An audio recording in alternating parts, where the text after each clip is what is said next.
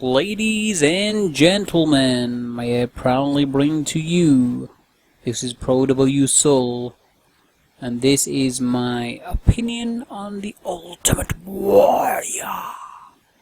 That's correct, the Ultimate Warrior, on what they should be doing with him. Because quite frankly, you've got a big star there, you've got a huge star from the past. There's no doubt about it. No matter what you want to think of the Ultimate Warrior, about how good he was, or his whole career, etc., and everything else, he damn well existed and was a part of the WWE. There is no doubt about it. You can't take his legacy away from the WWE. You just can't. You cannot. You can only admire his work. Without a shadow of a doubt. Sure, you might hate it, but you can't. You've got to admire it for the fact that it's made an effect on the industry. So I'm not saying you have to admire it to love it, but you have to admire the fact that it's made an effect, and it's a good effect for the wrestling industry itself. So apparently on WrestlingHeadlines.com it said that the Ultimate Warrior has said that he's willing to wrestle in a match in New Orleans, but apparently the WWE is intending not to use him in that capacity. They only really want him for the Hall of Fame, and quite frankly that is not nice, man. Not nice. I think what they should do is put him in WrestleMania 30. What is the point of having the Ultimate Warrior?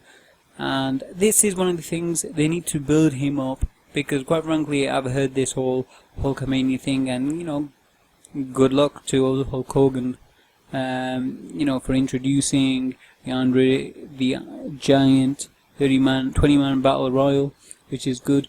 However, they need to get something out of the Ultimate Warrior, and hopefully they will. Apparently that they wanted to get him against Ryback, but maybe in a tag team match, that's what they were thinking, but or against each other.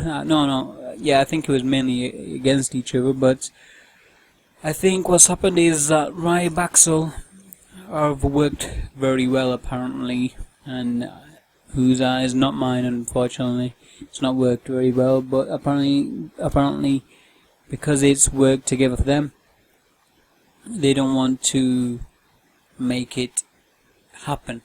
And Ryback versus the Ultimate Warrior. And to be truthful, it would be lame. If it was Goldberg versus the Ryback, that would be making more sense. But the Ultimate Warrior versus Ryback, no. What I think should happen with the Ultimate Warrior, in my personal opinion, is that, quite frankly, in WrestleMania 30, we all know that Triple H has heat. Well, he doesn't really have heat in a literal sense. However, in his DVD, The Self-Destruction of the Ultimate Warrior, he does say that he was one of the hardest people to work with. He wasn't good. He was the most unprofessional person he's ever met, or whatever it was. And in the match against Daniel Bryan versus Triple H, the Ultimate Warrior, this is my first opinion, this is what I would love to see. I know it's never going to happen. This is what I would like to happen, is because Daniel Bryan, he is a bit of a fan of the Ultimate Warrior. If you notice, he does that shaking thing what the Ultimate Warrior does as well. So what I would like to see is where halfway through the match, it might be a no disqualification, suddenly out of nowhere, the Ultimate Warrior comes down with his music, comes down clotheslines, Triple H does his thing, and then runs back off into the sunset, causing Daniel Bryan to win the match and go on to the main event. Now, the fact that maybe in the main event he might not do anything, he might not win the match, but that's whatever. But the point is, Daniel Bryan would beat Triple H in the actual match, and that will be a good, hey, you called me, I screwed you over, etc. That'll be a good little segment to see, and it'll be good. Maybe next year they could have the Ultimate Warrior versus Triple H again, but I doubt it. Come on, not anytime soon. But anyway, you have also now my second thing which I would like to happen is either basically get Damien Sandow to come in and go, wait a minute, I'm not in the WrestleMania, I've not got a match, etc. What's going on? This is ridiculous, preposterous, and then basically make fun of the WWE Universe a little bit, and then out of nowhere, you know, the Ultimate Warrior is here, he's coming out, he's coming in, he clothesline,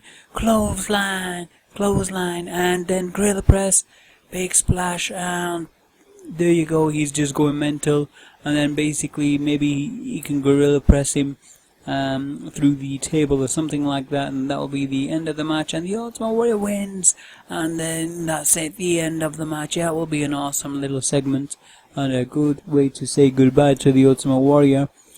Third segment is a great one as well, for me, is basically you've got Bad News Barrett. The guy comes out in his big podium. He keeps coming up higher and higher and higher. Just give him a normal podium out of nowhere and make it near the ring, and him talking a lot of trash to the New Orleans crowd, make fun of them, make it like a good 5-minute segment. Out of nowhere, suddenly the Ultimate Warrior's coming, and then basically beats the heck out of him, and then they start the match. I think this would be a really good one, because quite frankly, Bad News Barrett is a big guy anyway, and it would be good to see a big guy versus, you know, what the Ultimate Warrior could do with him, and it'll be a good little match. They could have a little match and a good little segment. It will, you know, might bring up Barrett as well, and overall it'll be a good segment to see, and Ultimate Warrior wins, and that'll be the good thing with it. I think they should do I definitely think that they should do something with the Ultimate Warrior. Quite frankly, you know, you've got something good there with the Ultimate Warrior, but he's like, you know, he's a great character, and he's got ton of pizzazz, and, you know, work it, you know, WWE, work it, make it happen. You've got to give him a match or something during WrestleMania, because what's the point of having him in the Hall of Fame? Because quite frankly, you've got enough people at the moment. You've got Scott Hall now as well. You've got quite a few others now. You've got Jake the Snake. You've got Lita. You've got, my gosh, you've got so many people now. I think they're going for 10 people overall, and it's going to be a 3-hour show. So, quite frankly, all that is happening with this is, to me, for the WWE Hall of Fame, seeming like is just watering down, and the focus is going to go off the main stars, because in the past all they've done is put a few main stars and a few of the old stars, and made it not too overwhelming where it's just so much in your face and we can't comprehend, we can't digest it. It's kind of like we get a sugar rush, we don't know which one to get. It's not really diluting it down, but there's so much to take in that we're getting a complete sugar rush, and we can't really enjoy it properly.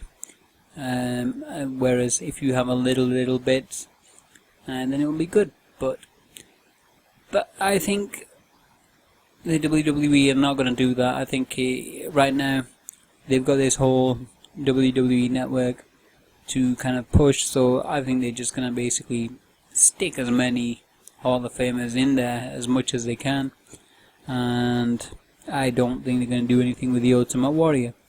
But they should, man, should. Think about it. Bad News Barrett, that would be an awesome thing, that. If not him, Damien Sandow, that would be a brilliant segment. And the best of all, I think, would be Triple H, but come on, I don't think that will ever happen. But anyway, that's it from me. Let me know what you guys think. Peace out, everybody. Like, subscribe, share, comment, and thank you again for viewing and listening to this. I very much appreciate it. Please, thank you.